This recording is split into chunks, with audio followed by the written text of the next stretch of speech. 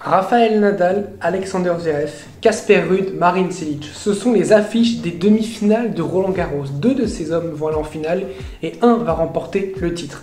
La question qu'on va se poser aujourd'hui, c'est qui va aller en finale. Évidemment, Rafael Nadal est largement favori face à Alexander Zverev. La deuxième demi-finale est peut-être un petit peu plus ouverte. Je vois plus potentiellement Casper Ruud favori en tout cas de ce match par rapport à Marin Cilic. Allez, on en parle tout de suite.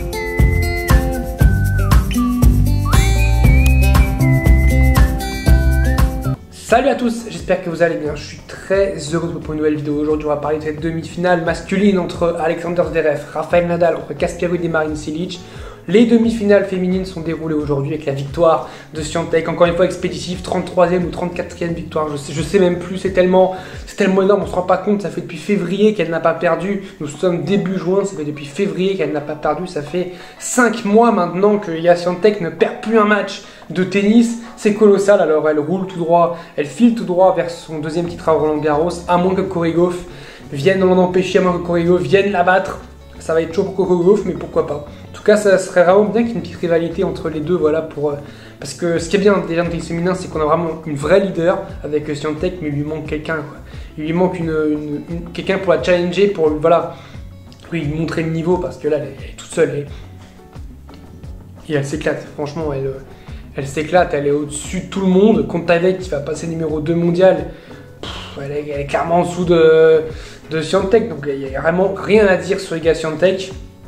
Elle est vraiment au-dessus de tout le monde.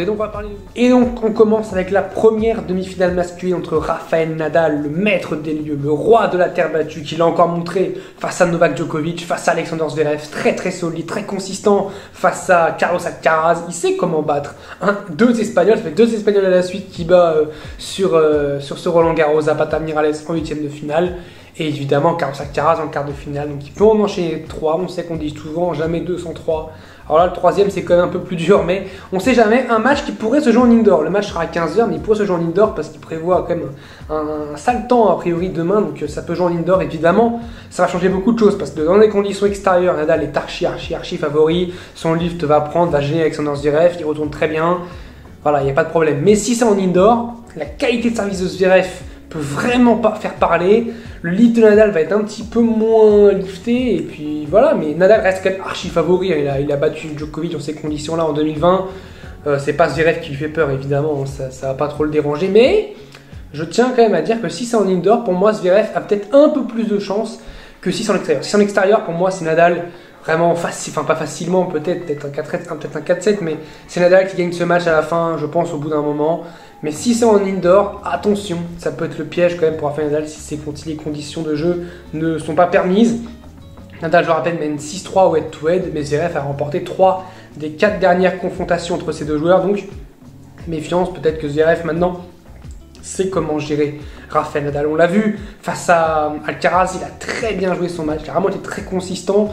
Alors Alcaraz a fait beaucoup de fautes, a beaucoup donné, mais Zverev aussi, il a été le chercher quand même le match. La balle de match, il va la chercher. Le tie-break, il va aller le chercher. Il a été, je trouve, vraiment bon dans ce match, dans la gestion des moments importants. Parce que comme j'ai dit, quand il mène 5-4, 5 à suivre et qu'il se fait remonter, il faut avoir du cran derrière pour réussir à revenir. Rafael Nadal, lui, bon évidemment, on va pas parler de son match face à Djokovic parce que c'est autre chose. Le truc, c'est qu'il va y avoir l'impact physiquement de tout ce qu'il a puisé face à Djokovic. Parce que j'ose espérer quand même que physiquement il est un petit peu baissé après son match face à Djokovic, parce que là, ce qu'il a fait face à Djokovic c'est dingue. Et évidemment que s'il fait la même chose face à Djokovic, enfin face à Zverev et face à peut-être Ruud ou Cilic en finale, évidemment il leur met 3-7 secs, il n'y a pas match. Mais va-t-il être capable de récidiver cette performance? Alors il est en mission, Rafael Nadal, c'est sûr qu'il est en mission, il n'a qu'une envie, c'est d'aller chercher le 14e, et après, on ne sait pas, il y a beaucoup de doutes sur ce que va faire Rafael Nadal. Il y a des rumeurs déjà comme quoi il jouera peut-être pas Wimbledon vu l'état de son pied. Alors on verra, évidemment, on ne tire pas de plomb sur la comète. On vit match par match, Faut rappeler aussi qu'on sera le 3 juin, donc ce sera l'anniversaire de Rafael Nadal. Voilà, Rafael Nadal qui est né le 3 juin, donc ce sera son anniversaire pour ce match. Alors je sais pas s'il a déjà, je crois qu'il a jamais perdu de son anniversaire, je pense pas, donc ça peut jouer. Mais Zverev, voilà, qui est outsider. Et Zverev, quand il est outsider, je trouve qu'il est meilleur quand il joue outsider que quand il joue favori. Donc ça peut l'avantager. On voit quand il est favori, il galère vraiment à faire des bons matchs. Mais dès qu'il est dans la peau de l'outsider, qu'il est un petit peu qu'on parle de lui moins que son adversaire, qu'on parle moins de lui que son adversaire, et ben d'un coup il se met à devenir surpuissant et à dominer son adversaire. Donc affaire à suivre. Je vois quand même Rafael Nadal remporter ce match. Alors attention, parce que j'avais dit que je voyais Djokovic gagner face à Rafael Nadal, donc attention, moi pour Rafael Nadal, je peux lui porter la poisse, mais je vois Rafael Nadal remporter ce match en 3 ou 4-7. Franchement, je ne vois pas Zverev tenir la cadence en fait, la cadence de Rafael Nadal, la cadence qu'il impose. Alors oui, Nadal a 36 ans maintenant, Nadal a 36 ans, mais physiquement, voilà, il fait partie des 3 monstres et physiquement, c'est un crack. Alors, deuxième finale un petit peu plus ouverte, évidemment, beaucoup plus ouverte, entre 2 néo-demi-finalistes de Grand Chelem à Roland-Garros. Évidemment, Marin Cilic a déjà fait plein de finales de Grand Chelem, 3, et notamment une à l'US Open, une à l'Open d'Australie et une à Wimbledon. Donc, comme vous vous en doutez, il lui manque la dernière case, celle à Roland-Garros. Et bah, est-ce qu'il va le faire? Est-ce qu'il va le faire, Marin Cilic? Est-ce qu'il va réussir à le faire après son beau match face à Andrei Rublev? Enfin, son beau match, pas en termes de niveau de jeu, mais en termes de résultats. Un super tie-break rondement mené. Alors, si vous avez vu que le super tie-break, le match était splendide parce que Cilic, en fait, dans le super tie-break, il a repris son niveau qu'il avait face à Gilou et face à Medvedev. Mais le reste du temps, on l'a senti en souffrance. Il y a eu beaucoup de fautes. Rublev, j'ai trouvé un petit peu mou, un petit peu, voilà, il a un petit peu la pression parce qu'il se dit c'est quand même le match à prendre pour lui. Là, il avait vraiment un adversaire à sa portée pour aller en demi-finale. Il n'a pas réussi à le faire, encore une fois, pour Rublev. Je trouve qu'il lui manque vraiment un plan B. Alors, pour jouer top 10, ça suffit. Mais pour jouer plus haut, pour jouer top 5, des demi-finales de Grand Chelem, des finales de Grand Chelem, il lui manque un truc. Il lui manque de la variation, du jeu. Et bon, ça va peut-être venir au bout d'un moment, mais je pense qu'il lui manque un peu de ça chez Rublev. Un petit peu aussi de self-control, parce qu'on l'a vu, on l'a senti. Cilic très calme et Rublev, mais qui avait envie d'exploser. Et pour moi, c'est ça, c'est le côté zen de Cilic qui a fait qu'il a remporté le match. Et petit parallèle, pour moi, c'est le côté zen et calme de Casper Ruud qui a fait qu'il a remporté le match. Pour moi aussi, voilà, je tiens à dire par rapport à Holger Rune qui a totalement craqué.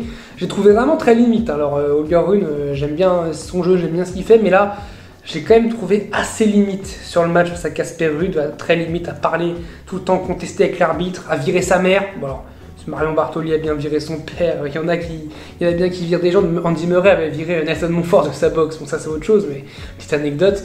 Mais voilà, Marion Bartoli avait viré son père, lui il vire sa mère. Bon.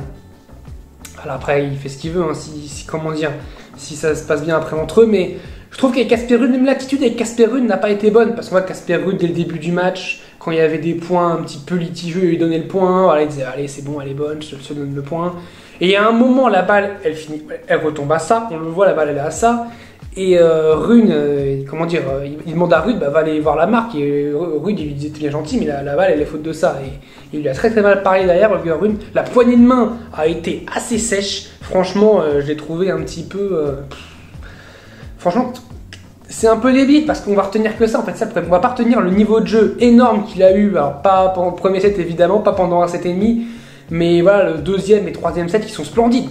Le niveau d'Holger Rune est splendide, ce deuxième et troisième set. Après, le quatrième, il baisse un peu physiquement, mais ce niveau de jeu est splendide. Mais on va retenir que sa mentalité qu'il a eue qui était un petit peu borderline. Donc c'est ça un petit peu qui me gêne et tout.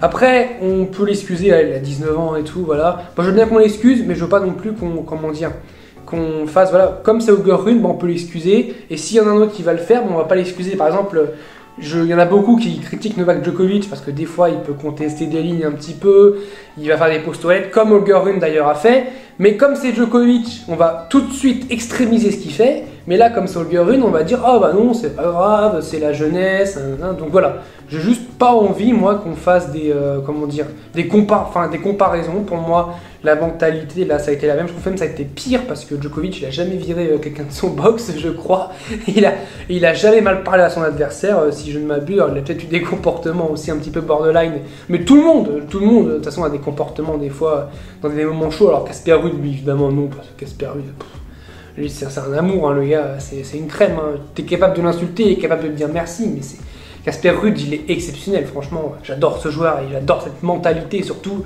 Déjà, quand il gagne son match face à Tsonga, la première chose qu'il dit, c'est on n'en parle pas du match, on parle de Joe. Même là, après la poignée de main très sèche, il dit oui, Holger a très bien joué, voilà, il va apprendre. Franchement, toujours des mots très justes pour son adversaire. Donc, pour parler de la demi-finale entre Casper Ruud et Marin Cilic, je pense que l'impact physique va jouer. Casper Ruud a beaucoup joué, Marin Cilic aussi pas mal. Marin Cilic, j'ai quand même trouvé qu'il commençait à tirer la langue face à Rublev. J'ai même trouvé que Rublev était au-dessus sur le match. Pour moi, Roublev a été au-dessus sur le match. Mais sur les points importants, Marin Cilic a fait parler son âge, 33 ans. C'est quand même le plus vieux de cette rencontre. Marin Cilic est quand même le plus expérimenté. Il sait comment aller en finale de Grand Chelem. Il sait comment remporter ce 6e match. Il sait y aller, lui, en finale de Grand Chelem. Casper Ruud ne savait même pas aller en quart de Grand Chelem. Il ne savait pas aller en demi de Grand Chelem. Est-ce qu'il peut aller direct sauter la case? Je passe de 8e de finaliste en Grand Chelem à finaliste. C'est possible parce que là, franchement, l'ouverture est énorme. Il joue pas Nadal, il joue pas Djokovic, il joue Marin Cilic. Mais pour Cilic, c'est pareil. Il joue pas Nadal, il joue pas Djokovic, il joue Casper Ruud. Donc les deux vont se tirer la bourre. C'est pour ça que c'est peut-être l'occasion d'une vie. L'occasion d'une vie pour Marin Cilic de faire le Grand Chelem des finales en Grand Chelem. Je sais pas si ça se dit comme ça, mais il peut faire ce Grand Chelem là. Ça veut dire les 4 finales en Grand Chelem minimum, comme dans les 5. Je crois que dans les joueurs qui existent, qui jouent encore actuellement, pardon, il n'y a que le Big Four qui l'a fait. Donc voilà ce que peut faire Marin Cilic. Et Casper Ruud, c'est pour aller sur une première finale en Grand Chelem, peut-être face à Rafael Nadal ou peut-être face à Alexander Zverev. Alors c'est clair que, cette partie basse de tableau, c'est quand même, on va dire, moins alléchant que la partie haute où on avait en quart de finale que des potentiels vainqueurs de tournoi. Mais on ne sait jamais. Imaginez Nadal-Zverev, ça fait 5-7. Les deux, ils se crament, ça dure 5h30, les deux se crament. Et derrière, Ruud ou Cilic gagne en 3-7 facile. Il arrive frais en finale et il gagne en finale, c'est le jeu. C'est le jeu, on ne pourra pas dire ouais mais c'est parce qu'il a tiré potentiel du tableau. Oui il tire potentiel du tableau mais c'est pas de sa faute. C'est pas de sa faute si le tableau est ouvert, c'est pas de sa faute si Medvedev est numéro 2 mondial et qu'il a du mal sur terre battue. C'est pas de sa faute si Rafael Nadal n'a pas joué pendant très très longtemps et du coup n'était que 5e mondial. C'est pas de leur faute, ni à Cilic ni à Ruud. Eux ils sont là, ils ont un match à gagner, 2 matchs plutôt à gagner et ce qu'ils vont faire, c'est sûr, ils vont tout faire pour le gagner. Je vois Casper Ruud s'imposer parce que, comme j'ai dit, je trouve que Marin Cilic tire la langue et puis il est un petit peu descendu de son nuage, mine de rien, parce que face à Medvedev, il roulait sur Medvedev, face à Gilou, il a roulé sur Gilou. Mais là, face à Roublev, dans les moments importants, il était encore là, le Cilic exceptionnel, mais dans les moments normaux, on va dire, dans le jeu, j'ai trouvé un petit peu moins bon, beaucoup plus de fautes que face à Medvedev, il n'en faisait jamais, mais beaucoup plus de fautes, moins de consistance, et Casper Ruud va le faire jouer à chaque fois le coup de plus, je pense, et je vois Casper Ruud gagner, mais c'est pareil, je vois pas un 3-7 sec pour l'un ou pour l'autre, sauf s'il y en a vraiment un qui est cramé physiquement, mais je vois pas en fait l'un des deux en remporter en 3-7 sec. Je vois, je sais pas, un 4-7 pour Ruud, voire un 5 peut-être, si jamais ça se tombe. Alors un 5e set pour aller en finale de Grand Chelem, ce serait absolument dingue. En tout cas, réponse demain sur tout ça. Je vous dis salut à tous. Profitez encore une fois de la fin de Roland Garros. Salut à tous, portez-vous bien.